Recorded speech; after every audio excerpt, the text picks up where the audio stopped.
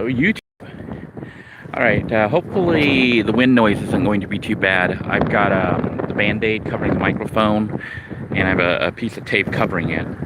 I did attempt to go live on Pay It Forward because YouTube sent me a congratulatory email saying that we were at over 1,000, we had reached 1,000 subscribers, and that was supposedly the new threshold for going live. We're actually at more than 1,000. I think we have currently 1,020.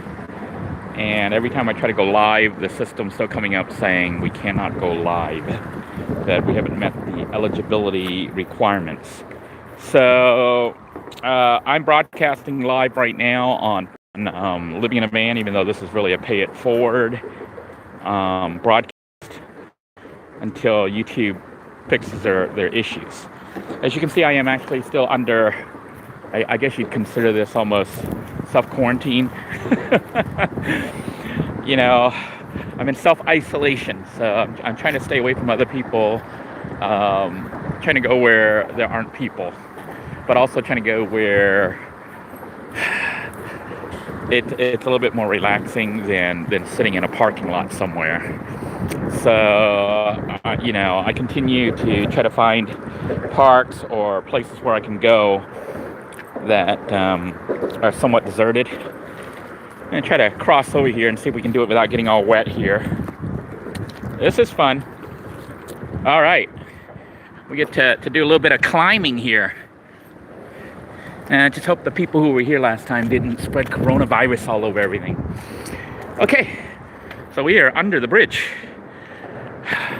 I think I'm where the trolls hang out. Don't trolls normally hang out under a bridge? Anyhow, I hope everybody's doing well. How's everybody doing? I wanted to update you. How's the sound, by the way? How is the audio? I don't have my mic on. I just have the phone mic, and I have a piece of Band-Aid that's kind of falling apart, and I put some masking tape on it. Does the sound all right? Hello, Salvador. Good to see you on here. Can you guys hear me okay? Can you hear my audio? Is it okay? Sound is good, so we're going to continue. I wanted to let you guys know what's going on. Thought you guys might want to just share some of the scenic view that we have in Florida. Luckily, even though the state is under lockdown, the county is under lockdown, the police aren't harassing people. I think they might do it at night. Look at that little, is that a pigeon? What is that? I don't even see it. What's a duck? It's like a totally black duck. You see him?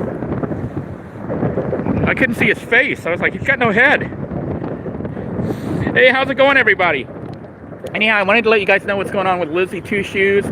I know a lot of you were concerned about her and were inquiring about her situation because her friend Cindy got in touch with me, letting me know what was going on, and things were going really, really, really bad. to say the least, they were going bad. If you guys can hear me here, I'm going to sit here because this is a beautiful view, and I thought you guys might like the view while we chat a little bit. Anyhow, Lizzy, as you know, had a heart attack recently and actually lost her job. She didn't have medical insurance or anything because she wasn't there long enough. Long story short, it became a crisis emergency situation. So we were able to kind of help her a little bit, but not fully. And she was in process of trying to find a place to move to, and this whole coronavirus thing hit. So long story short, okay, I'm just going to recap her email response back to me. Just want to let you know right up front, she's okay. Things are actually better. As a matter of fact, I think her eyes have been open to how God blesses us even through times like this where it's pretty trying. So what happened was she had already been kind of self-quarantined for several months. Do you see that little head sticking out of the water? There's like a little duck with nothing but his head sticking up. Anyhow, she was under self-quarantine already for 2 months, trying to heal up and, prepare to move out, to try to locate a place to live and move out. And her landlord's in process of, I guess, trying to boot her out. So what happened was the quarantine hit where she's staying right now, and obviously that made it worse because she's not, still, I think, health-wise, not as good as she could be. She still, at the time when all this was going on, had not secured a place, and her vehicle apparently wasn't working so well. She has like 2 vehicles and none of them run well. So it became very, very, very, very, very intense, as I'm sure you can imagine. So her friend Cindy reached out to me to see if we could do anything on this end. There really wasn't too much more that I could do other than let people know and try to find a place that would take her in if we had anybody that was available. But obviously, most of the people that are on this channel were all in like similar positions, especially the ones that are van dwellers. As you can see, I'm in a van, and this is my lockdown. This is what my lockdown looks like, I'm out here actually trying to take this in and enjoy the lockdown, believe it or not, because other people aren't here. You can see I am like pretty much the only one out here, unless a cop pulls up and decides to check me out. But so Lizzie got back with me, and she said that because of the coronavirus thing going on, at first she was freaking out because of it. So then she prayed to God for guidance, and then suddenly came to the realization that the coronavirus, even though it's bad and crazy and making everyone go all wacky and stressing everybody out, it's actually a benefit to her right now. Because what it did was it froze the, what do they call it, the eviction process. The landlord can't kick her out. So what is normally a bad situation becomes a situation that might just save her. So what's happening right now is because of the lockdown situation, the landlord cannot boot her out, cannot file all the legal paperwork and everything else to boot her out right now. So basically, she has a couple extra weeks, to try to get things in order, to try to clean out the apartment, line up a new place to stay. So that was a blessing, even though it's in the middle of a crisis. The other thing is, she told me her eldest daughter stepped up. So she was able to get her oldest daughter to step up to the plate, and she will be going to stay with her daughter, who is actually going to pick her up because her vehicles aren't running. So that is a major blessing, thank God. I want to thank all of you for your kind thoughts and prayers for Lizzie. She did thank everybody and wants everyone to know how much she appreciates all the kindness everybody was showing her. So that's what's going on that end. On my end, I'm still dealing with some legal stuff, closing things out, trying to plan my future, even though it might seem kind of weird to try to plan your future in the middle of coronavirus. But honestly, you should plan your future whenever you feel like you want to change your course. Whether or not you're having coronavirus or anything else going on. And, from my end, you guys already kind of knew this even before the coronavirus hits. I'm wanting to move on. I've gone through the devastation of having my whole life upheavaled more than 10 years ago when all the crazy crap happened with my now ex-wife. My children are almost all grown up. That side of my life is about to close out, even though the trolls and haters are still like fixated with that, and trying to ruin any future. Okay, which to me is just shows me the sad lives they must live, So from my end, I am closing things out. I am trying to save up some money and trying to figure out how I can basically retire. Kind of hard to retire when you're no longer like working like you used to and have all the savings and stuff that you used to have. But I'm going to be honest, some people thought, see, coronavirus is a wake-up call for people. I know some people thought they were hunky-dory, safe, and they had a secure job, and they're about to pay off their house, and they're going to retire soon. Well, with all these layoffs and all the shutdowns and businesses folding, you're going to see a lot more people suddenly find themselves unemployed, possibly homeless. I know the government says they're sending that what do they call that, check out, that $1,200, the United States government. I don't really think that's going to help anybody. Because honestly, it should have came last week. It should have came last month. And it should not be a one-time payment, because $1,200 isn't even going to get you through 1 month, unless you're a van dweller. And then it might take you a couple months if you stretch it out. But obviously, cost of everything has gone up. Like I used to buy, 48-cent, 58-cent toilet paper for 4. Now I'm buying them even if they're only $1 for one, one roll, because that's all you can get. So I don't really think the stimulus money is going to help the average Joe, even though apparently billions of it is going towards businesses. So once again, I think the system is screwing the people.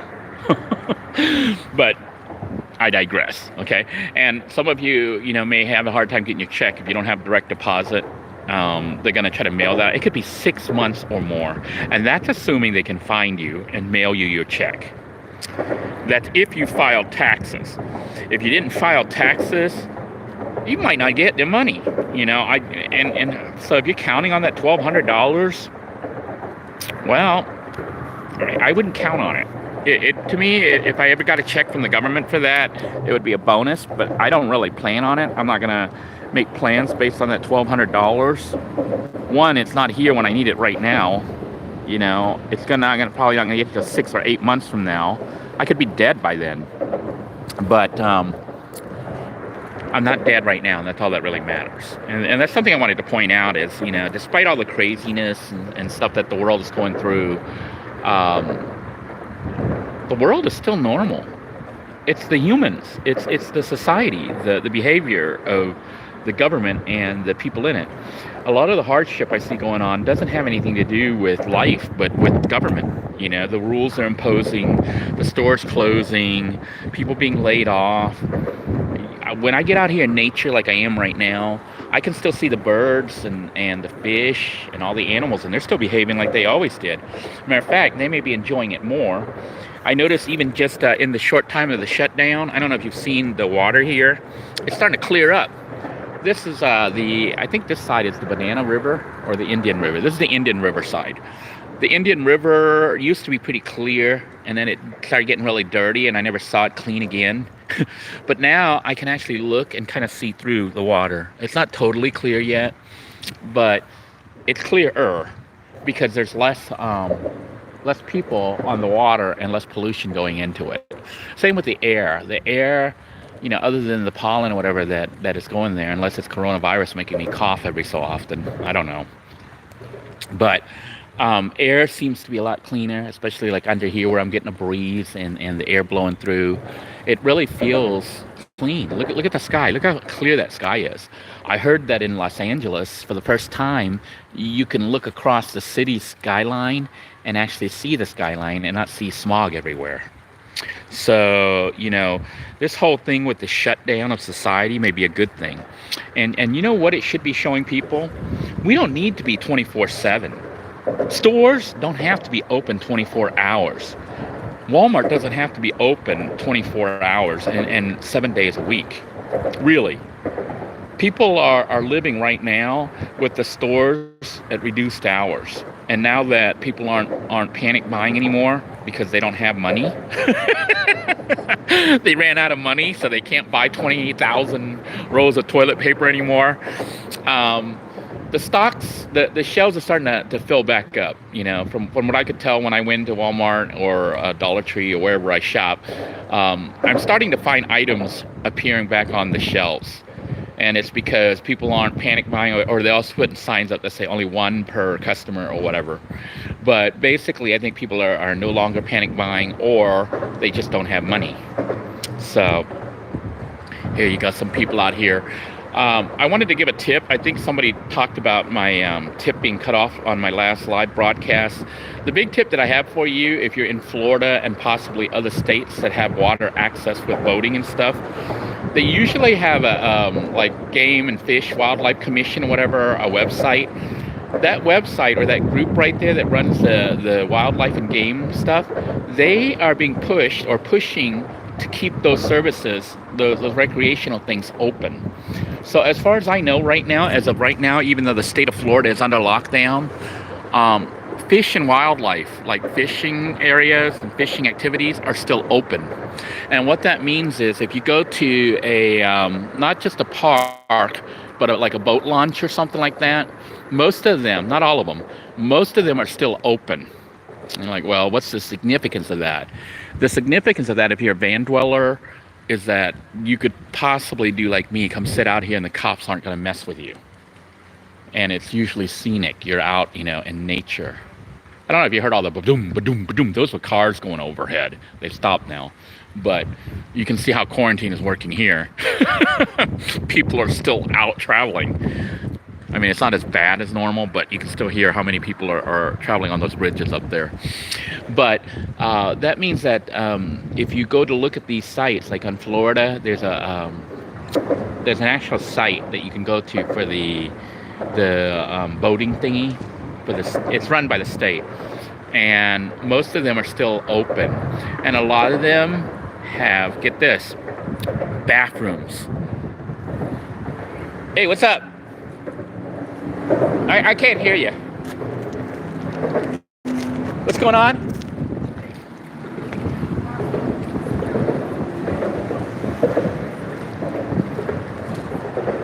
I don't know. I can't even hear you. Guy wanting help here.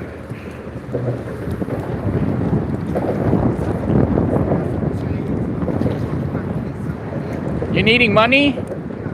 Yeah, I don't really have any I can spare right now. The situation's really bad for everybody. No, I'm sorry, man. One of the homeless here. A lot of the homeless are actually being forced out of their situation. There's like no help available. Okay, the help is just not there. A lot of the food pantries and things are shut down. You have to go there in a car. People who are on the street, like this guy here, I don't even know if that's his bicycle, but he has to sleep out in the elements. So, I feel sad. Some of you are like, why didn't you help him? I can't really. I can give him a buck, but then, that's not really going to help much, and then more will come. There's a whole group of them out here. The homeless hang out here. Police seem to be leaving them alone, because if the police start hassling them, the police end up having to take them in. And right now the jails are packed with people getting sick and dying.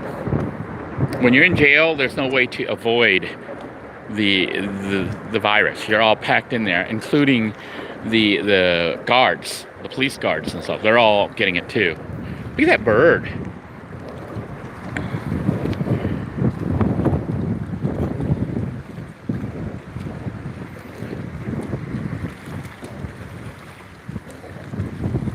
You guys see the bird? Let's see if we can call him.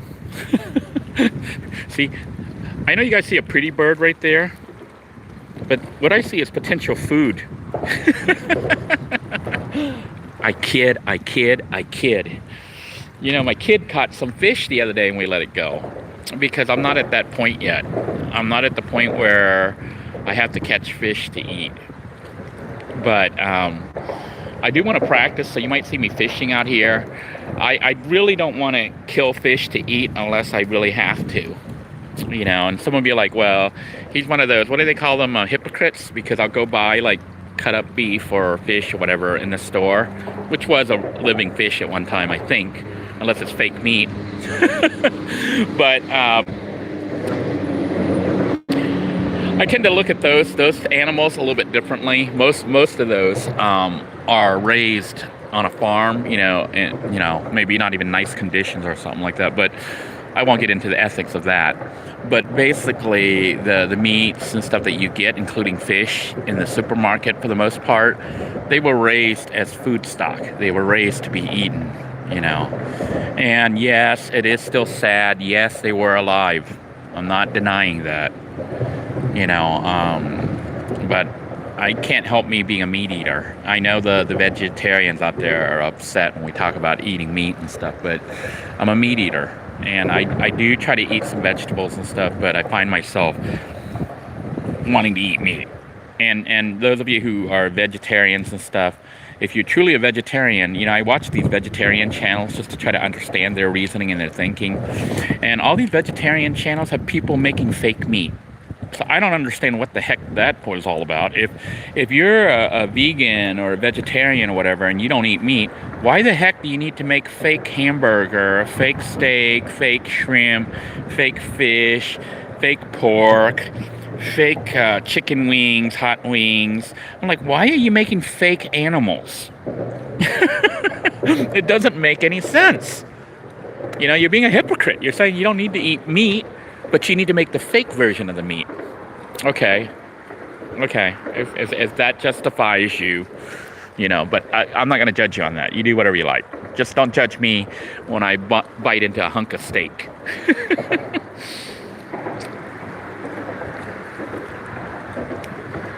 Tim says, build myself a wooden boat.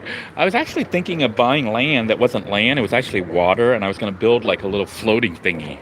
So I don't know what the rules are on that. You know, like if you buy inland land, like a retention pond or something, and you build a little floating deck and then put a little hut on it, will the city give you a hard time on that, or is that considered what is that considered?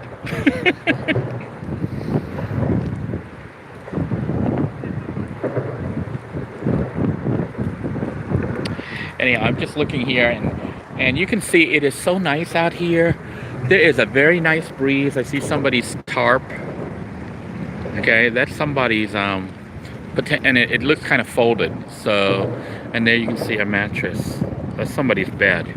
This isn't random. This is not trash. This is somebody's house. More than likely, they sleep here at night. So if they have coronavirus, I got it all over me from sitting out here. But basically, you know, sometimes when I start to think, man, my life is so hard and all this other crap, I always have to pay attention to the people who have even less than I do. You know, the people who are having to go out on the street, or like that dude walking up to me to beg for money, you know. There are people who are worse off than I am. And I can't help them all. I try to help sometimes when I can. Right now, with the situation the way it is, obviously everyone's kind of on shutdown, trying to just survive on their own and make sure that they have enough stuff to carry themselves through and their family. So that's the situation I'm facing as well. Just trying to make sure that my resources are all available for me so that I don't end up on the street like that, you know, because that's how close it can be. All it would take for any of us van dwellers is our vehicle breaking down and then the police impounding it. Then you're out on the street, you know. Whatever you can carry on your back is what you got. Hey Larry, good to see you on here. And Lornaz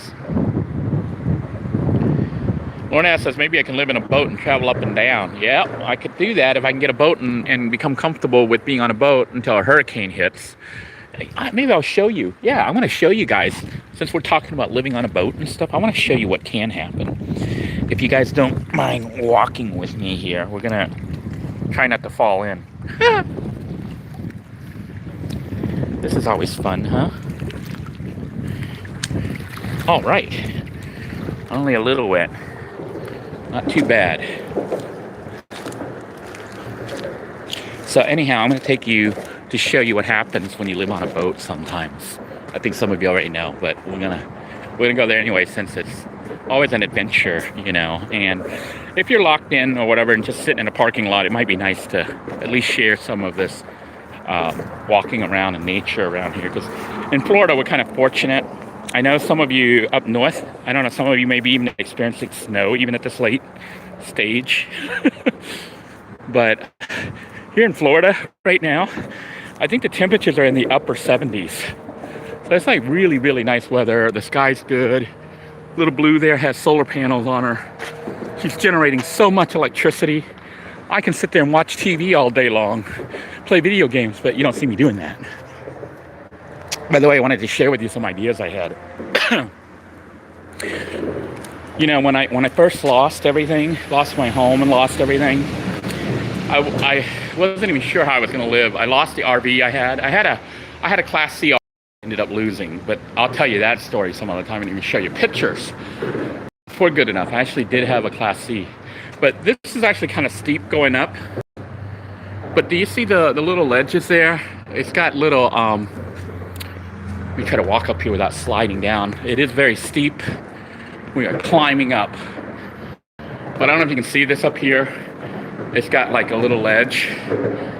I was actually gonna make a little hotel up here. Not a little hotel, but a little apartment, if you want to call it that. When I was first homeless, I was thinking of getting beams and building them across, like going from here to here, and then making a little, kind of like a little ledge. And then I could go up there and live underneath the bridge like a troll. So that was my plan. And I started trying to figure out where I could collect wood and store it and hide it and stuff. And then one day I came by, not this one, but another bridge where I was gonna build. And I saw that the police were there, and where there had been a homeless person with their stuff that was piled there, they destroyed it all. And then they put up a wire fence to block off that section. Although this one doesn't have a broken wire fence. The other one did. And I was like, well, that idea is not going to work. But, you know, the plan was to get like shelter, because in Florida, potentially we have hurricanes.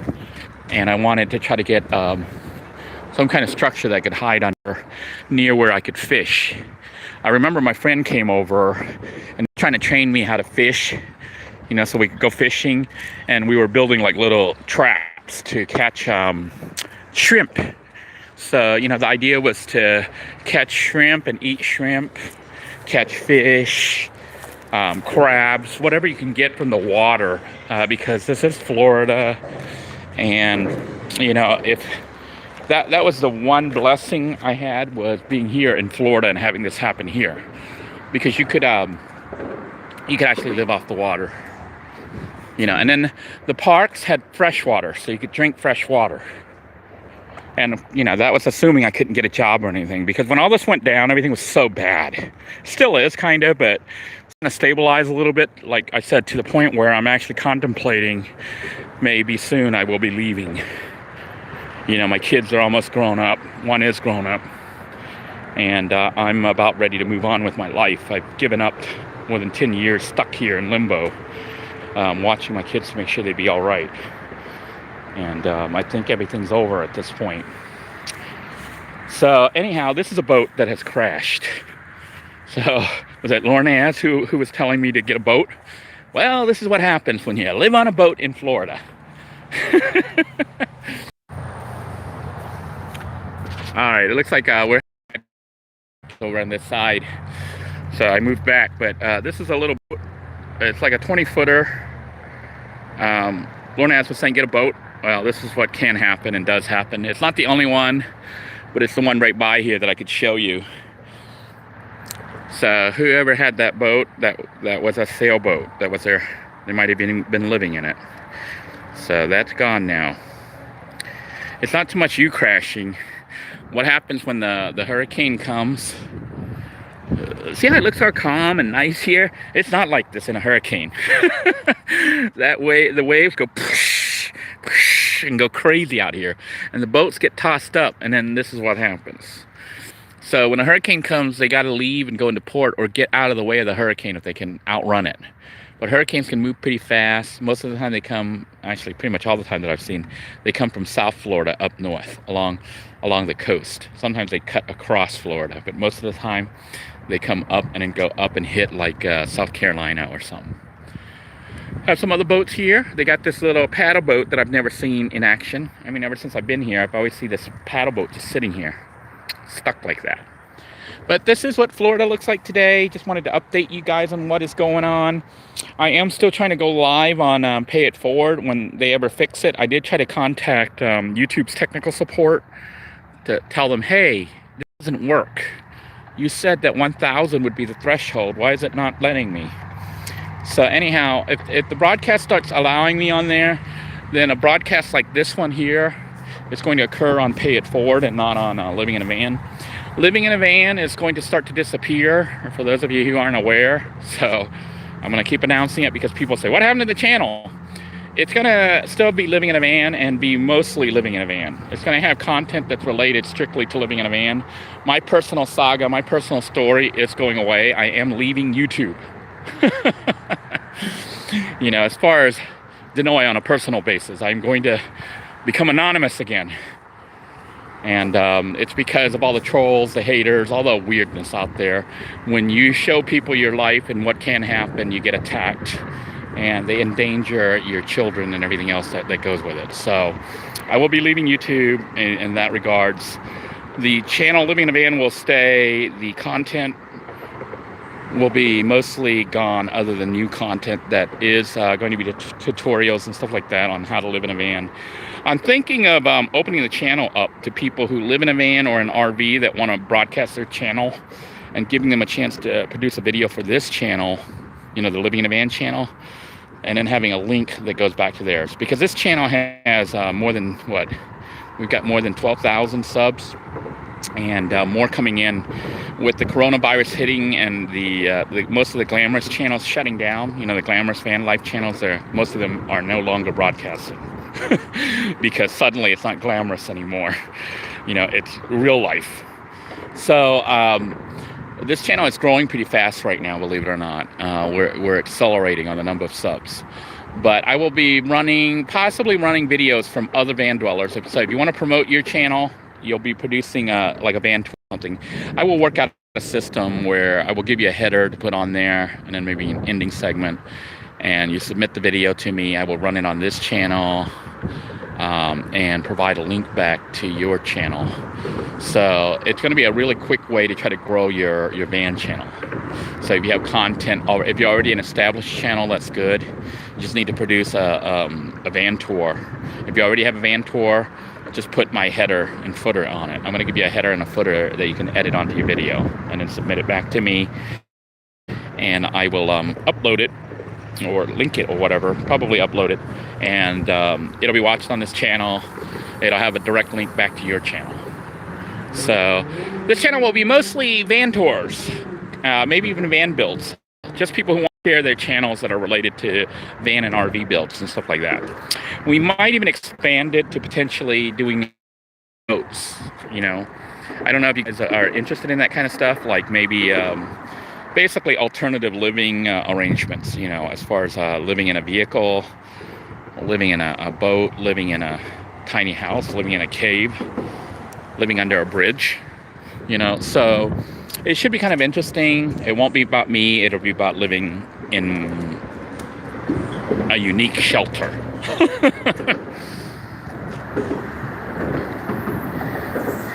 Hey, Cali Venture, good to see you on here. Hey, John, how's it going? Yeah, so, you know, if you guys already have your own channel and you live in a van and you want to promote your channel, start thinking about that. Try to put together a really nice tour of your setup. And I'm going to say try to keep the videos probably, you know, under 10 to 15 minutes.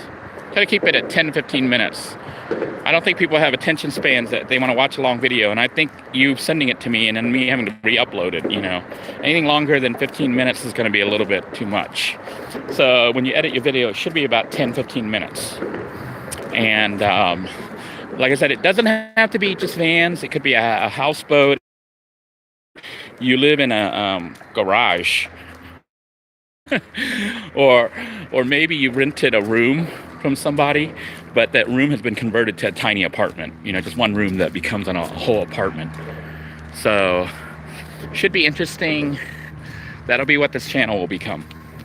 Now, Pay It Forward is where you actually get to meet me a little bit, but most of my stuff on there will probably be like this, where I'm either talking about something and you can either listen to me and try to converse back when, you know, I try to answer your questions if I take the time to read your comments.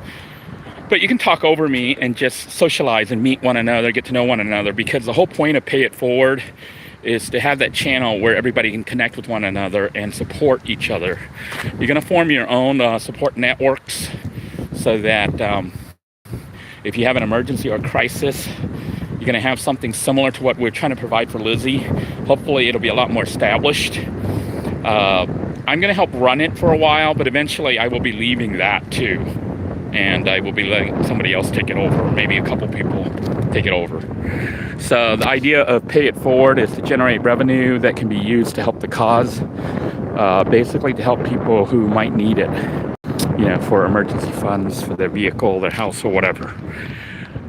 That's all got to be worked out in the future. Some people ask me specific details. I have no clue. You know, I'm dealing with stuff one step at a time. The first step is to get that channel established, to get it monetized, to get it live streaming. The other stuff is going to be worked out. There's plenty of time for it to be worked out. There's a lot of people that I'm already considering to take it over. They are people I trust, people that I know that would not be in it for the money, because there isn't any money in it, and actually understand what the channel is really about.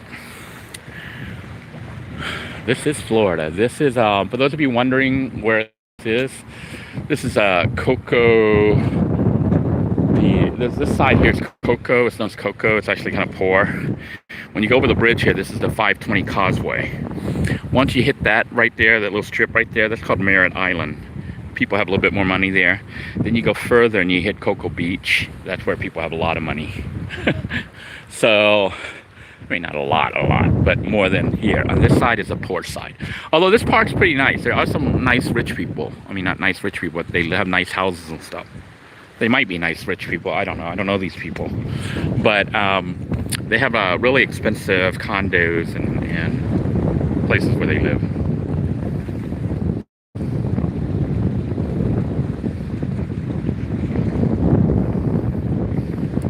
Tony says cops out there in Oregon are starting to go around getting people to move along.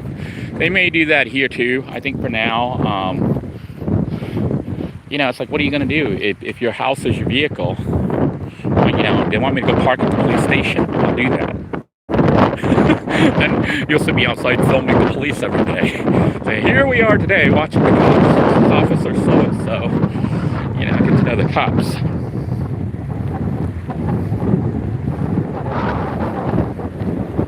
Callie Avenger said, I'd love to live in a van one day, so glad I have your channel for reference, Denoy. So much to learn.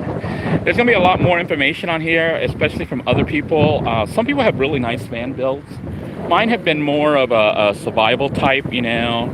A lot of people make fun of my van and the way it was built and whatnot, but cost was very minimal. You know, you had like a $700 beat up van with more than 300,000 miles on her, or close to 300,000 miles on her.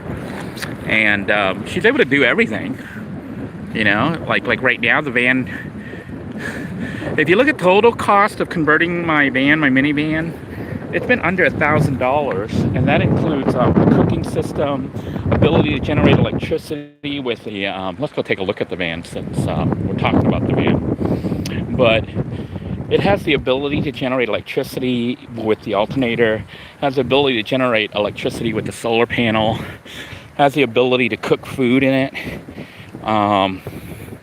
Only thing it doesn't really do right now, it doesn't recycle water, but I'm actually working out water recycling right now, so that in the event that shift hits the van, you can actually recycle your pee or whatever if you needed to. Not that I would want to, but I might have to. Oh, look at these poor little squirrels. I hope they don't get run over.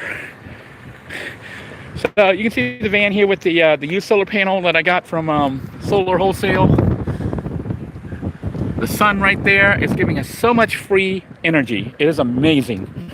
You know, I didn't promote solar before because I charged through the alternator, which is cheap. You know, it doesn't really cost anything other than wires and a fusible link. You know, just a little fuse, just for protection.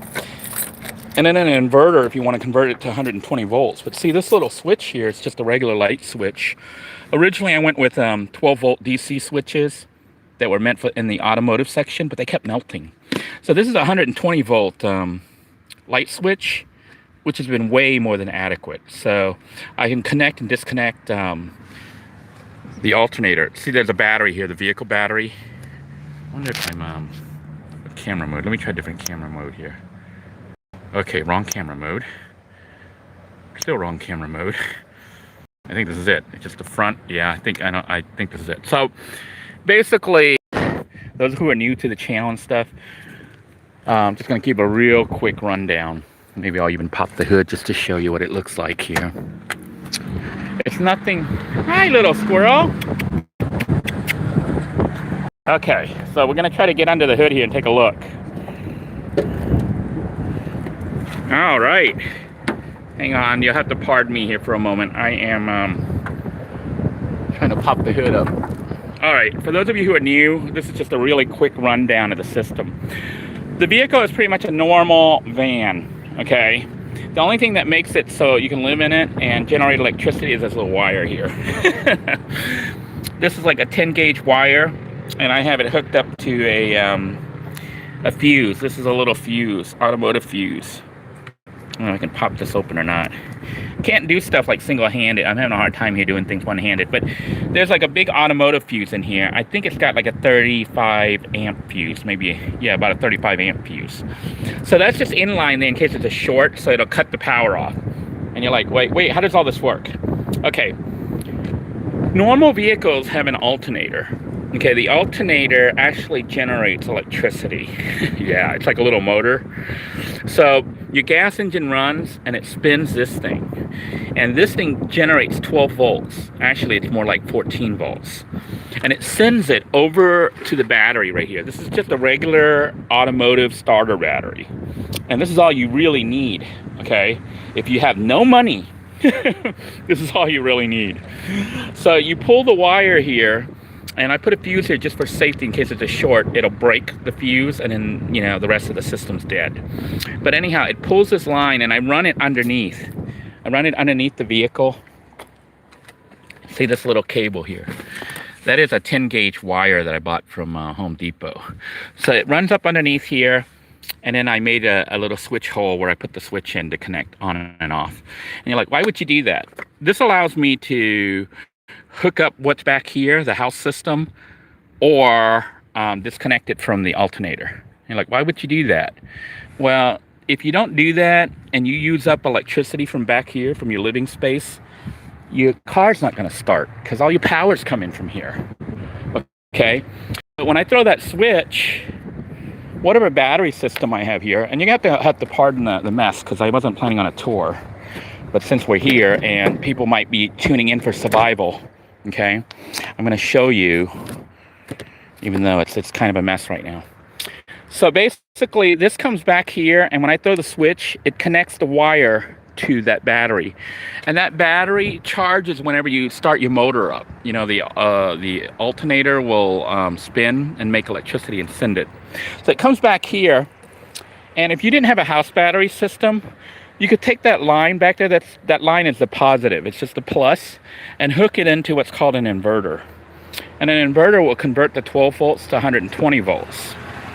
You can also hook up the negative by running another line all the way back to the battery, or you could take the negative line and run it directly to a piece of metal on the frame somewhere.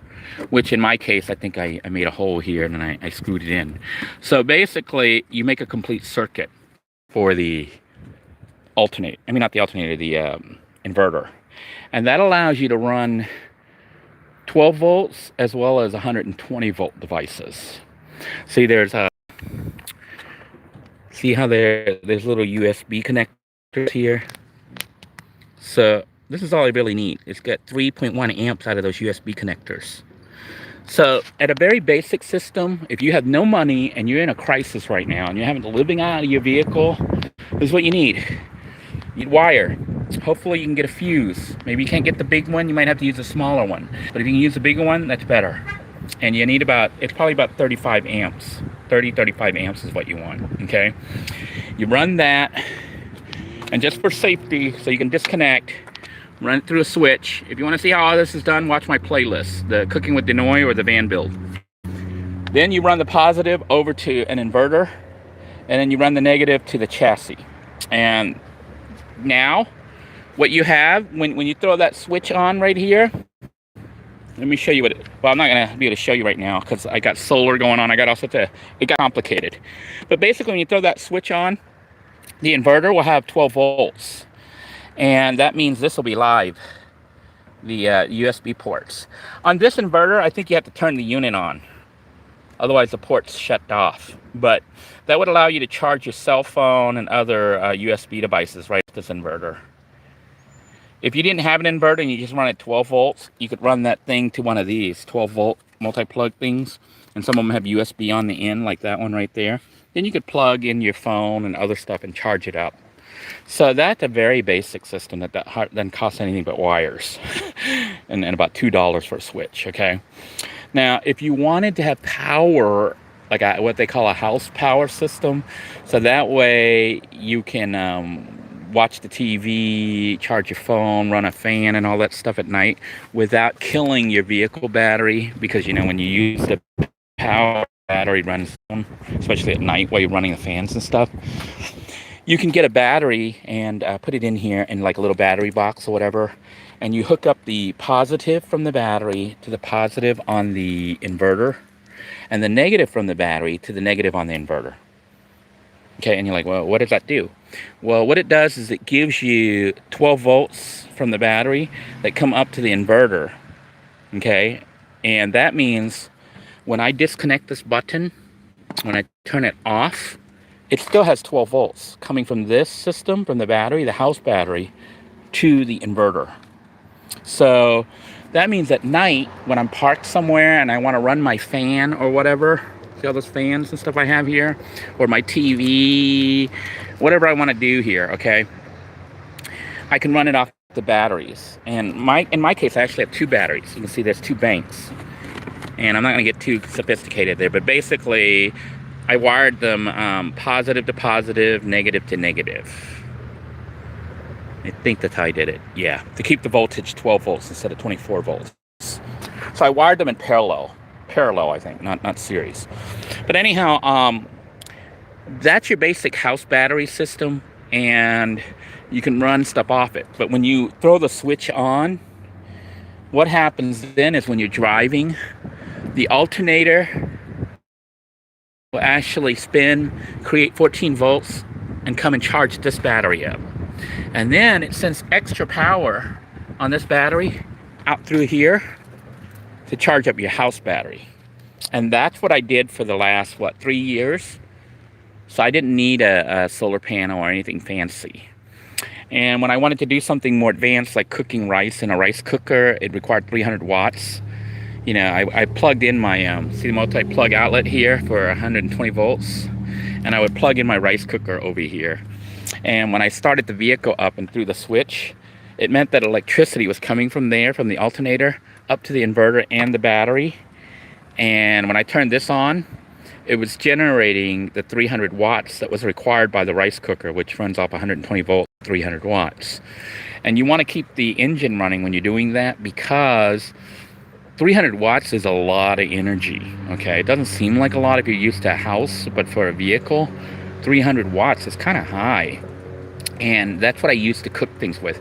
So you'll see me when I was cooking using the rice cooker, I had to have the engine on. And that was because I was actually pulling energy, most of it from the battery, from the alternator that was generating it fresh. And then what it needed as supplemental, because it, you know, if the alternator wasn't generating enough for 300 watts, it was pulling it from the house battery and the vehicle battery. And that's what I did for the longest time.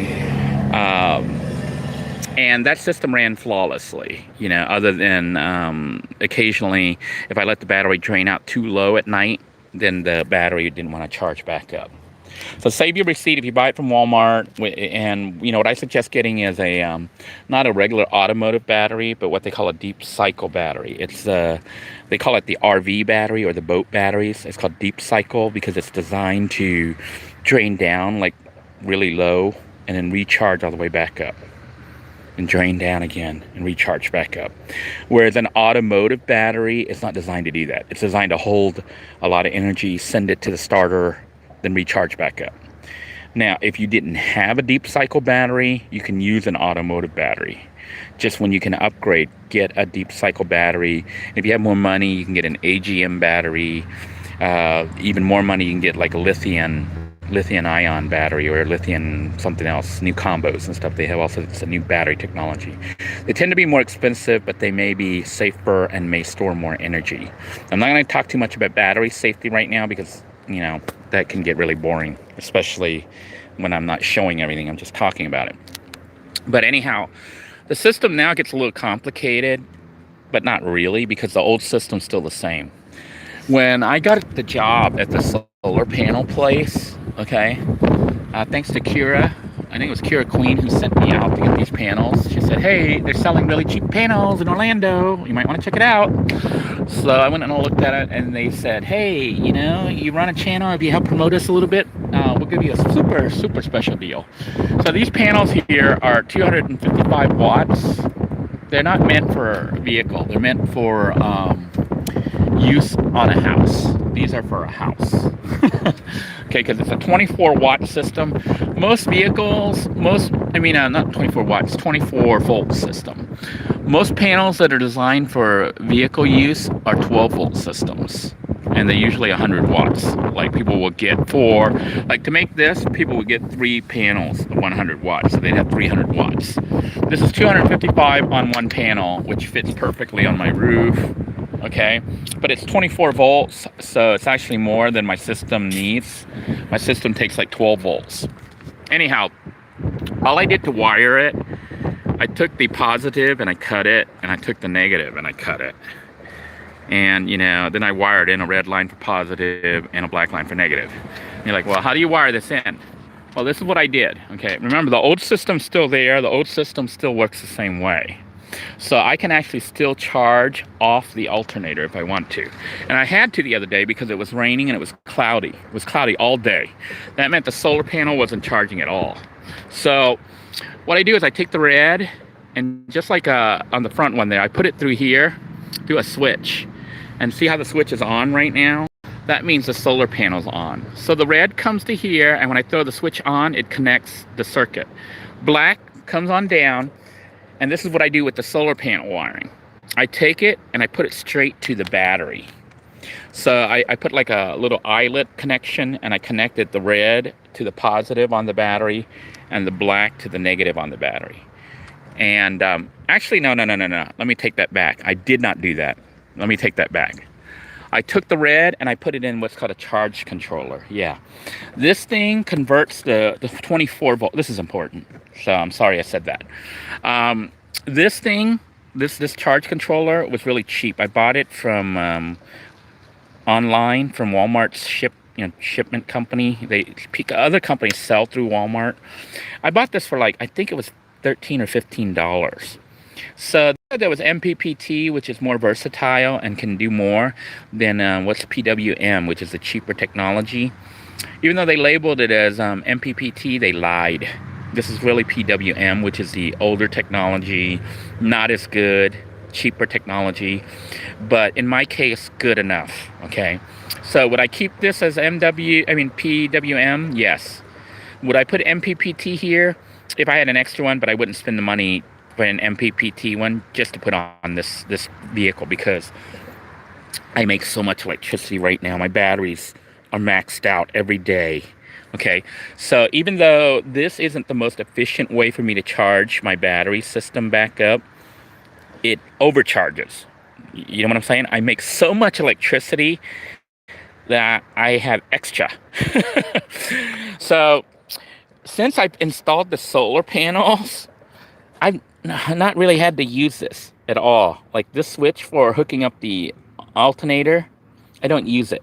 Except for at night or when I'm going through a day or two of rain, you know, and there's no sun. See, the sun is our energy, our power company right now. So anyhow, what I do now is I let this charge up, and you can see the switch right here. Look at the rating here. You see how it says 14 volts? That's how much is coming through the system right now. 14 volts. Actually more than that, but that's what it's capping it at. It's allowing 14 volts to come through and charge my little 12 volt battery. And it even has USB connectors here. So if you want to plug in USB devices, it ought to do that. But I'm going to show you what happens when I throw the switch. So see this switch here? That is the panel switch. So right now it says 14. I'm going to throw the switch. Let me get that focus. Okay, see how it dropped now? It's dropping because right now there's no electricity charging the system up. And you can see my little battery has 13.4 volts. That is like maxed out. So 12.8 volts is charged, a fully charged 12 volt battery. So this is overcharged a little bit, okay? And that's what this panel does all day long on its own. So I can just let this vehicle sit and it's totally charged. That means I could sit here if I wanted to at this park, because no cop's gonna mess with me right now. I can sit here and watch TV. I can play video game. I got this little Legends flashback with I think I have 2,000 or 3,000 games on here. Yeah, 2,000 or 3,000 games that I can play if I get really bored. And I can run the TV. It is like I think it's a 19 or 22 inch TV, flat screen. I have up to 3 fans. If I wanted to run them all, I could run them all. I usually run one. So during the daytime, like when I turn on my inverter here, because the TV is 120 volts. See, it says 13.8. I have more than enough electricity to power this thing and the fans. You know, I even have a little refrigerator that I can run over here. I did test my refrigerator. I left it running and it works. It'll work throughout the day, like when the power's charging like this. The problem was I left the vehicle while I took the RV out and it got rainy over the weekend. And my battery drained down. Yeah. So I'm not gonna leave the refrigerator running on this thing with no one here to watch it, because the refrigerator was pulling electricity out of the house battery and the solar panel was providing electricity. But when it was cloudy because of the rain, there was no charging going on and my house pack got really low. When I came back to Little Blue, the battery was down to 11.6, which is really low. So I won't do that again. So I have my refrigerator shut off right now. See, it's unplugged, matter of fact. But see, I have it so you can go into this one and you can switch it on and off with these switches. Those are 12 volt appliance plugs. So that's pretty much it. This is the setup. It is charging right now. It says 13.7. As the sun goes down, it'll start to not charge as much. The time to use electricity if you're in a vehicle and have solar panels is during the daytime. At nighttime, you don't really want to use it as much. You're on conservation mode. But I can tell you, with my battery going into the night at 13 point something, I can watch a couple hours of TV. I can run my fan all night. I can charge my phone all night. I don't have to worry about electricity. So do I recommend solar? Yeah, if you can get it cheap, you know. A comparable system to this, if you bought it new, it's probably going to be about $250 to $350. For me getting it through like the solar wholesaler that I'm working with, you guys can get it at a discounted price also. This is $85, but you get 10% off if you mention Denoy from Living in a Van. It should be in the About Me of most of the videos now. Contact Siobhan. I don't know what their situation is, if they're still letting people come pick them up or what, because, you know, Orlando's under lockdown. But this is a used panel. You can see it's broken. It's got broken cells, but it generates more than enough power to run my whole system. So basically, I recommend it because it's nice supplemental power. Keeps your battery completely topped off at maximum charge, which is about 13.6. See, I don't think it'll charge anymore. It's staying at 13.6. That means when I run the appliances and stuff, the extra electricity from the panels is going to the appliance. Battery will remain charged unless it, you know, needs to use extra power. Then it starts to drain the battery slowly. But at night, this is what I do. Now the routine's changed a little bit. If I want to, I can flip this off at night, or I can leave it on. It doesn't really matter. But I always leave this off now. But in the morning, what happens if it's like a rainy day or something? I actually flip this guy off, which means I disconnect the solar panel. It's not charging from the solar panel. And I flip this guy on while I'm driving. Then the alternator sends electricity, sends 14 volts or so, into the house battery, into this whole system, and charges my battery up. So that's what I do, but I don't have to do that when it's a sunny day. If it's a dark day, or let's say I get silly and I decide to watch video games all night and play games and stuff, and then I notice this thing starts to drop low, like it drops to like 12.1 volts. which is still good, but low. I can actually, I'll flip this off to make sure that I don't send power back up to the panel, even though I think it has safety to keep that from happening, but I don't want to take a chance. So I'll flip that off. That means my battery, my solar panel is not connected anymore. And then I will start the car up and flip this on at night and idle. And that will charge this thing back up. And you're like, well, how long does it take? Well, the thing about charging off the alternator, it doesn't charge as good as the solar does through the PWM charge controller. I'm going to turn that back on and let it charge to maintain maximum charge for tonight. This PWM, I think it adjusts the level of the electricity coming in to try to maximize storage in your battery. The alternator, when it charges, it doesn't do that. It sends a straight current through, and the battery not accept like the full current at a certain point. I think you can only, maximum you can charge your battery is probably like 80 or 85% of capacity. So that means if I charge through the alternator only, the battery, it's enough to start and keep the vehicle running. It's enough to run my fans all night. But when it gets fully charged on here through the alternator, I'll notice that it stops charging at like 12.6, 12.4, 12.6. It doesn't want to charge more than that. But when I run the solar panel, I'm going into the night at 13.6. That's almost 10 digits. 10 units higher. That's like a lot more time. So yeah, I recommend a solar panel system, especially if you can pick it up. This whole rig here with the panel was what? I got it for $45. You would get it for about $70. Charge controller was $15. Wire, if you buy the big spool like I did in 2 colors, that would be $30. If you only buy 1 spool and don't care about red and black, but keep track which one's positive and which is negative yourself, you can get it for $15. So for under $100, you could have a 255 watt solar system. Under $100. That beats buying it new off Amazon. The only issue you might have is, if you're buying only one panel from a used solar panel place like Solar Wholesale, you really need to come pick it up. Because if they have to ship it to you, it's going to be like $40-50 to ship it. Not really worth it. The only time it becomes economical is if you're buying like 10 or 20 panels. So one of the things I'd like to do with Pay It Forward channel, when we get that thing up and running, potentially we could have like a solar power build party or something, find a place where we can ship like a pallet. We can ship like a whole pallet of 15 or 20 panels and have all the van dwellers come by and install their solar panel system. So I could sit in here now in my vehicle and I could run the fan. Well, I could run air conditioning if I wanted to, but I can turn the fan on. You can see this is my little fan.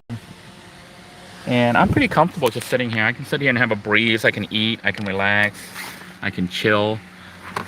I don't think these bathrooms are open. Let me check. Maybe they're open. Let me lock everything up because the homeless might come in here and take my stuff.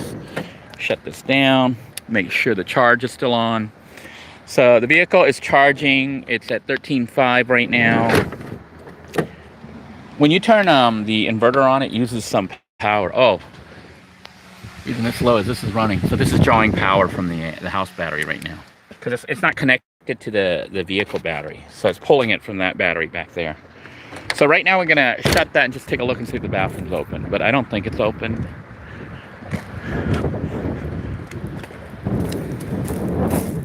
Would I recommend sleeping here overnight?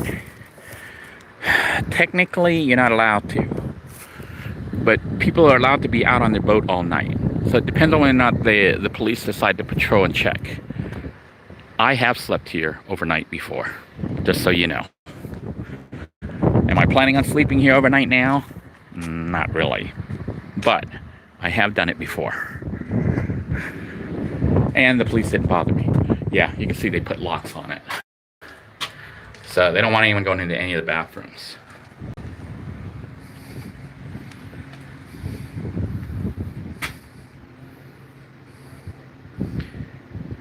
Scrolling through here. Hey, Callie, thanks. I'm glad somebody is watching those videos and actually trying that stuff out. John wants to know, how is Florida during the pandemic? Well, I would say that it varies by city and by county. You know, they didn't do a whole state shutdown till very recently, so some counties were shut down more than others. I would say for the most part, people aren't staying home as much as they should, because you know, when I drive around, I still see quite a few people. But it's, some people are heating it, which is good. So there's less people out here, as it should be. And you know, some people say, well, I'm having a double standard because I'm out here. No, I don't have a home. I'm like that homeless dude walking around that you saw earlier. I think that was his bike. He took it with him. So, you know, I'm like that homeless dude, but shelter, it's a van. Oh, by the way, Callie Venture says, without Denoy, I'd never know about Badia. I just went by Dollar Tree yesterday, and guess what they had fully stocked? Badia. So if those of you who are out there panicking about Badia, Dollar Tree, at least here in Florida, I don't know elsewhere, supplies have started to come back. I bought 3. I gave 1 to my son. But I bought 3 just so I have some, and then I was at Thrifty, and they had the big huge giant bottle of Badia. I bought one of those big giant bottles just to make sure I had enough. So, you know, that's in case they decide to shut us down further. The other thing I do want to pick up a little bit more is maybe 1 or 2 more bags of rice and a couple cans of tuna. You know, because I went through 2 cans of tuna today. Made some tuna, onions, and what's that stuff? Mayonnaise. So I had tuna, onions, and mayonnaise, mixed that together like you would for a sandwich, and then I ate it with rice. The cops told, Tony says the cops told him that Walmart is letting people park there doing this. I don't know if that's true or not. It depends on the Walmart. I think most Walmarts, if you're not acting crazy, if you're not doing weird stuff, they will let you park. I know that Walmart, before the coronavirus, was letting people park. I know that sometimes when I park around town and stuff with my RV, they haven't been hassling me, you know. And as far as I know, if you're not sure, okay, you can ask. You can always ask. But I say this: if you're in a van or a car and you look kind of normal, park by where the employees park, and just don't stand out. You know, go to bed early and leave early or whatever. If you're not making trouble and stuff, you're not dumping pee all over the place and doing crazy stuff like that, there's a 99.9% chance they're gonna leave you alone. Okay, so I have not been so far, you know, knock on pavement here, knock on cement, but so far I haven't had any police approach me or harass me or anything, so that's been good. Minivan Traveler said adventure van man just got chased out of the BLM land in the desert and no one was around for miles. Yeah, they're shutting everything down. It's like making it extremely hard. They're squeezing the van dwellers and stuff. You're gonna have to find land somewhere and hide. You know, the fact is they saw him somehow. They knew he was there. Maybe an airplane or a helicopter flying by. You know, but I'm still urban stealth camping, because you can see I'm in an urban environment, even though it's not too urban. we still have water here. I feel blessed that I'm here in Florida and not in the middle of the desert or somewhere with nothing.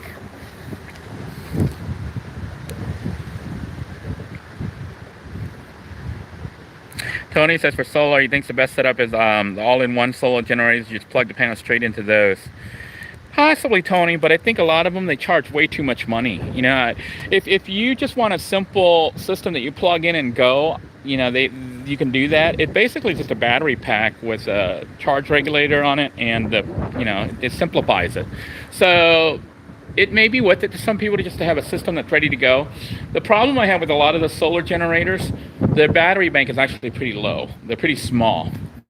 They'll measure it by like what I think they say, like watt hours instead of amp hours. By saying watt hours or whatever, I think they make the numbers, they can inflate it and make it seem bigger than what it really is.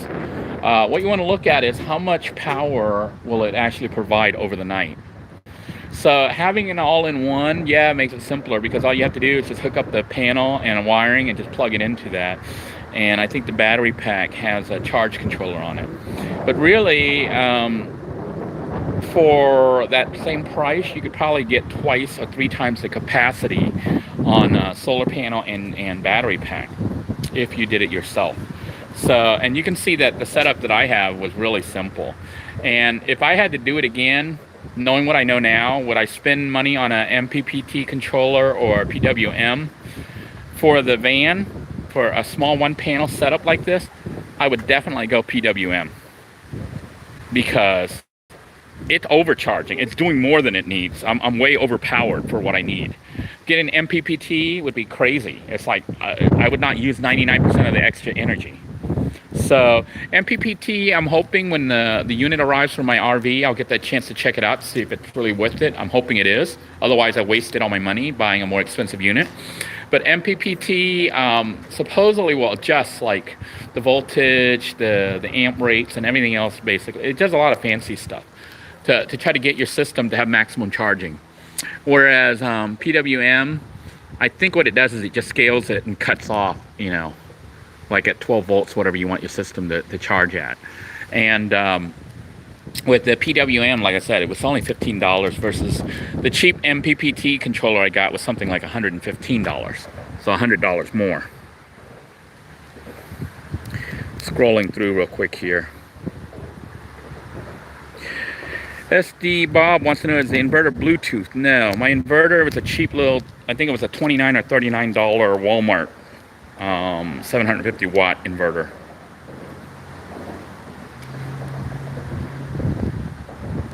Just scrolling through your messages here. Those of you who are new to the channel, you really want to watch the Cooking with Denoy series from the beginning. It shows you a very basic system of how to cook with using the alternator and an inverter. You don't even have a house battery system. You cook off the vehicle's starter system. It's not the most ideal, but it'll do in a pinch, in an emergency. The key is getting a 300 watt rice cooker, which you can pick up from Walmart for about, before it was like $15, now I think it's about $16. Callie Avenger says, I'm going to need as many solar panels as I can get. There's actually limitations on how many panels you can use. That's something that's going to come up later as I talk about it, but as I'm learning about it.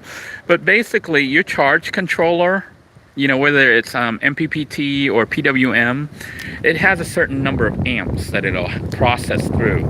And if you have too many panels, you create too many amps. Your charge controller, whether it be MPPT or PWM, it cannot take more than that.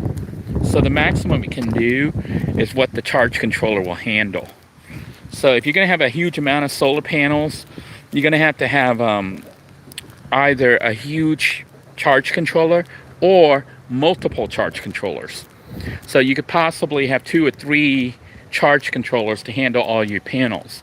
And the key to determining how much you need is looking at what your final system is. What are you trying to do with it? You know, if you're trying to power a whole house, having a lot of solar panels won't do you a lot of good if you can't get like a large battery bank, you know, to store all that energy. Because a lot of people, when they first start this, they underestimate how much power everything takes. Like, for example, air conditioners, you know, you're looking at more than 2,000 watts that you have to generate. And you're like, well, you know, Little Blue, keep in mind, Little Blue, with the panels that I have, I'm only going to generate about 1,000 watts on that. So that's not even enough to run an air conditioner. Now, I can get an inverter that does more than 2,000 watts, and that will allow me to run air conditioning using the solar panel, but it also uses power from the battery pack. And that's why the larger your battery bank, the better, because you have more storage capacity. But if I was going to try to run air conditioner, I would need to generate enough watts with the solar panel to run the air conditioner directly off that. You understand what I'm saying? So it would have to be a high number. But the problem is, when you have solar panels, you have to not only generate for running the appliances, you also have to have extra so that you store some into the battery bank. Because otherwise at night, your battery bank never charges back up. Because at night, you don't have solar power. You're using what's stored in the battery. So if I was like trying to build a nice house system, like a totally off-grid house, and if I had like decent money, I would want 2 to 3 to 4,000 amp hours of battery storage. 2 to 3 or 4,000 amp hours. And I would want 2 to 4,000 watts of solar panels. That would allow me to pretty much run everything. Air conditioner and, you know, washer, dryer, but refrigerator, not all at the same time. You still have to do load balancing. If you live in a house, you get kind of spoiled. You don't realize how much energy you use. It's when you have to make it yourself and you have to count the watts and count the amps and count how much you're generating and how much it's consuming. That's when you go, holy schmoly. Like this air conditioner here is using a lot of electricity, a lot of power. So thank you, Marcelo, for fixing the AC. You know, he did that for free. Yeah, so anyhow, I'm sitting here in air conditioning right now. So, you know, and like at night, just so you know, if I wanted to, I could start the car up and I could run the air conditioner. And some people say, well, isn't that dangerous running it idling and stuff? Yeah, if it got really hot, I could do that. My vehicle also has, I know you might not be able to see it here, but it has, see that little white gray thingy there? That is a carbon monoxide detector. So like when I got the engine started right now, I'm generating carbon monoxide. But if it came in here and was going to poison me, my detector will go off and hopefully wake me up in the middle of the night. But I don't normally run my engine.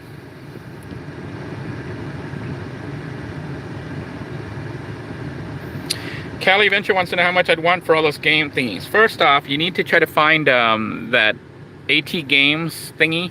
You can buy online, you know, people are selling them for about $45, $50 is the normal retail. Walmart had them on discount here for $25. That's when I bought them up. I bought like 3 or 4 units. You know, I gave one to a friend, I gave one to my kid, I kept one in blue, and I kept one in the RV. Was this little SD card that I store the data in. Those you can find at Walmart for, I think, a pack of them for roughly about $5 or $10. So if you bought retail, about $60, you can get all that. The key is downloading all those game thingies and then renaming the files, you know, and putting them on there. There's tutorials that people have on YouTube that show you how to do that. It's really not that hard. And some people say, well, I just want a turnkey where somebody does it for me. The problem with that is if someone sells it to you like that, they're kind of breaking the law at that point. It's illegal. So it has to be kind of like done for free, you know, and not really charged.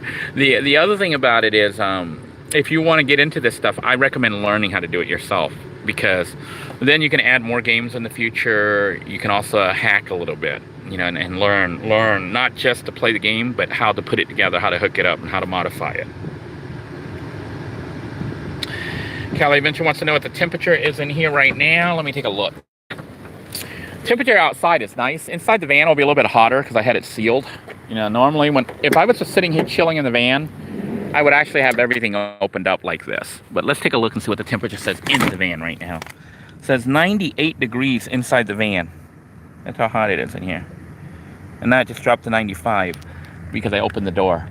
If I was in here chilling, I would open up the back door, I'd open up the side doors, and it would be about it'd be probably about 70 something. I would guess probably about 78.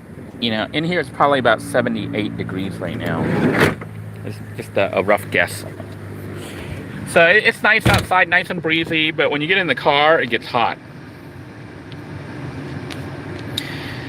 Callie says you can't find it anywhere. You're gonna have to look online. Walmart may have them.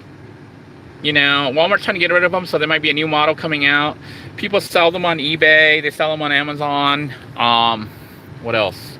Sometimes you can find them at the flea market. But of course, now's not a time to buy them at these places because everything's shut down. You're going to have to try to get it online if you can, if you have a mailing address where you can have it shipped. But I still see them online. They sometimes sell the one that has the 50 game unit instead of the 100 one like I have, you know, that comes with 50 games. That one can also install these new games. Okay? So, you know, if you get the one with 50 games, you can still add the couple thousand games. All you have to do, just so you can see how easy it is, if you have a web browser like Chrome or whatever, just go to Google and type like Sega Genesis complete ROM set, or what else? What was the other game unit? Super Nintendo complete ROM set. And you're gonna see these like download libraries where they have them all zipped up, literally thousands of games.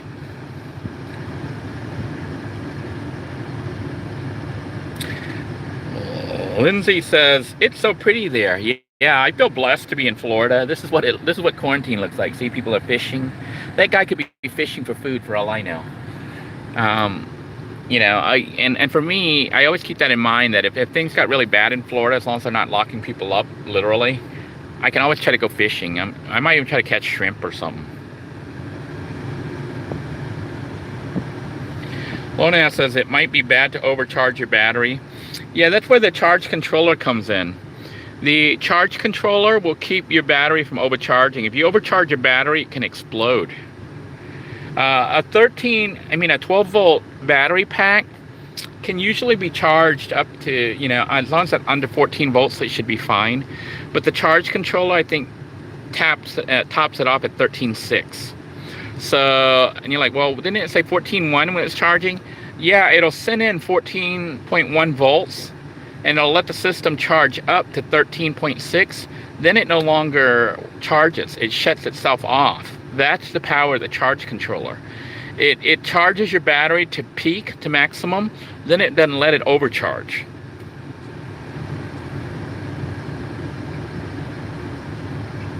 Zayton wants to know what I did to use as a basis to figure out what gauge wire to use in my system. You want to know what my basis is for everything, Zayton? It's called moolah. How much money do you want to spend? Okay, several things to note, okay, on the cheaper stuff, especially. The charge controllers, they have these little screws that allow you to screw the wires in. Most of the cheaper ones, they won't take a wire that's larger than 10 gauge. So you're already limited to 10 gauge. And you're like, what does that mean? That means that if you have the cheap charge controllers like I have, the biggest wire you can put in there is 10 gauge. So that's going to be your limiting factor. Now 10 gauge will hold, I think, upwards of 1,400 watts. I think 10 gauge can safely carry 1,400 watts at 120 volts. Or something like that. There's charts and stuff on the internet. It got so confusing. I was getting a headache. And I was like, screw this. I'm just going to do this. So basically, the first thing I'd try to get if you were going to go really high is an MPPT controller. Okay? I'm talking about wiring for a vehicle and stuff, okay? MPPT charge controller, I'd probably go 10 gauge because that's what plugs in the charge controller. If you go larger, it won't fit. It won't even fit that little hole. So that's what limits you. Now, the higher the larger the gauge size, I mean, the thicker the wire, the better. But it's more expensive and it won't fit in that hole. So that's what limits it. But like I said, 10 gauge will allow roughly 1,400 watts. I am planning on doing 1,000 watts. And you're like, well, what if you wanted to do more than 1,000? Well, I would do it simply by having 1,000 watts on one system and 1,000 watts on another system. That gives me 2,000 watts with 2 charge controllers. I would just get 2 separate charge controllers and treat them as 2 separate systems, but have them charge the same battery bank. And you're like, how would you do that? Well, I do it just like I do right now. Like right now, if I wanted to, I could charge through the alternator right now, or I can charge through the solar panel. If I had another solar panel, another hookup, I could charge through there. I would wire it just like a separate system, but where it goes to the battery, it goes straight to the battery. It doesn't go to the alternators and everything else. And I just turn off the other systems. But 2 solar panels charging at the same time, I think it'll be fine. Off 2 charge controllers. Now, I am now working for, sort of, when they open back up, if they don't go out of business, Solar Wholesale actually has these mega systems. Their systems are designed for houses. So what they have, and I've seen some of it, and he could end up having me use it in a build, so I'll learn more about it. But most of the panels that they have are from house systems. So they're 24 or 48 volt systems. And I saw what their charge controllers look like. They aren't small little cheap ones. They look like big, huge boxes that are like almost like a transformer box. And they're about like 2 feet by 2 feet. That's how big those boxes are. But they handle, usually, they also, not only do they charge, I think they also have a power inverter on them. And from what I saw, I think he had one for like 3,000 to 5,000 watts. Yeah, those are systems that are designed for houses. And, you know, if you had the money and you had an off-grid house or something, I would take advantage of those trailers that they have right now, which I still haven't done the ad for. One of the reasons I'm holding up on the ad is they haven't paid me. They owe me a week, and he shut down, and he said he might try to pay me half, and he still hasn't paid me. But, you know, I know he doesn't have money either. So, you know, the system's just bad all around. I may go ahead and just put up the ad, even though I haven't been paid. You know, and he might not pay me, but I'm counting on him paying me, and if he doesn't, he doesn't. Maybe some viewers will benefit from getting the systems, because it could, you know, be a matter of life and death, or whether or not you can run air conditioning from your off-grid house. Because those truck units, those trailer units, I think they generate more than 5,000 watts. And they have 2 inverters, and they have like 2,000 to 4,000 amp hours of battery storage. It's like you plug that thing next to your house, and you can plug your house into it and power it. Anyhow, I see no more comments, so I'm going to assume that people are bored and signing off at this point, and I do need to shut down. It is getting dark. Not completely dark, but the sun is going down. I am going to cruise and probably try to find a park for the night. But just wanted to share with you guys what's going on. Wanted to update on Lizzy. Want to let you know that I did try to go live on Pay It Forward. YouTube is not letting me broadcast for some weird reason, even though I've met the threshold, supposedly. I'll contact their tech support again and see if they can't get that going. Broadcasts like this will probably end up on Pay It Forward. This channel is going to be mostly van and RV and interesting living arrangements. My personal vlogs will slowly be removed from here. I may put them up and leave them up for members, you know, make a membership section. That way, trolls and haters, if they want to watch those videos and steal my content, they end up having to pay, which they won't do. So anyhow, but I don't think anyone really even watches those, because I look at the view numbers and, you know, they get a couple thousand views, but that's not really enough to really, I don't know if it's worth keeping or not. So we'll make a decision on that later. Wanted to thank you all for tuning in. Joyce, good to see you on here. Timothy, thank you for coming here and keeping your eye on any weirdness. I hope things are going well where you are in California right now. I know you guys are like, I think California might be ahead of Florida as far as the number of people and infections and stuff like that. I'm not 100% sure, but Florida's pretty high, and Florida's going to be peaking out soon, because Florida didn't try to quarantine until way too late. Anyhow, take care, everyone. God bless you all. Stay safe wherever you are. Remember, you could possibly look in your state for waterways where people can launch boats and stuff. And most states, if they're like Florida, will be trying to keep them open. And they actually have an interactive map that can show you which ones are open. And if you have access to Facebook, make sure you get onto the Living in a Van Facebook group and the Living in a Van Facebook page. I posted a link on there that shows you an interactive map of places you can camp if you have an RV. I don't know if they'll let you camp there if you have a van, but places where you can camp if you have to stay in place. And one thing you can try to do, if a BLM ranger or whatever, you know, comes up to you and stuff, ask them. Although I suspect their answer's going to be, I don't know, but you need to get off here. This whole thing is being run by monkeys. You know, it's like if the police come and tell me to move, I say, where can I go? Their answer's going to be, I don't know. Then I would say, is it all right if I park at the police station? Because no matter where I go, a cop's going to come tell me to move. And I'm sure they will allow me to do that until they can figure out where I can go. Because they're telling you to go, you're going to go somewhere else, and another cop's going to mess with you. You know? So basically, if you get accosted by somebody, by authority or whatever, ask them where you can go. And if they don't know, see if you can go where their headquarters is and park there. They're going to figure out real quick where you can go. Because I'm sure they don't want a whole bunch of vandalers parked outside their building. So take care, everybody. Please be safe. All right? Jojo, good to see you on here, and thank you for commenting and participating. God bless you all. Please stay safe. Bye-bye now.